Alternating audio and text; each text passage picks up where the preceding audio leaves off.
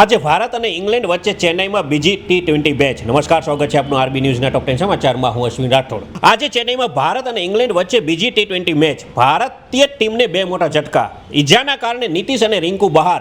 હમાસે ceasefire વચ્ચે 200 Palestine કેદીઓના બદલામાં 4 ઇઝરાયેલી મહિલા સૈનિકોને કર્યા મુક્ત. ટ્રમ્પની ટીમમાં ભારતીયોનો દબદબો. પૂર્વ પત્રકાર કુશ દેસાઈને તેમના ડેપ્યુટી પ્રેસ સેક્રેટરી બનાવાયા. ટ્રમ્પનો મોટો નિર્ણય. યુક્રેનને અમેરિકી નાણાકીય સહાય બંધ કરી. આયર્લેન્ડ અને સ્કોટલેન્ડના 28 શહેરોમાં ઇવો વિન તોફાને મચાવી તબાહી.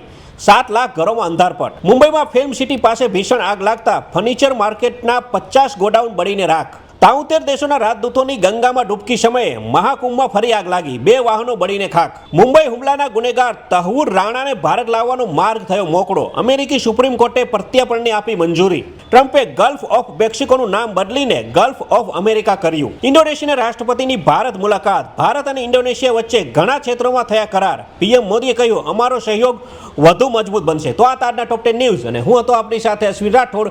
જય હિન્દ, જય ભારત.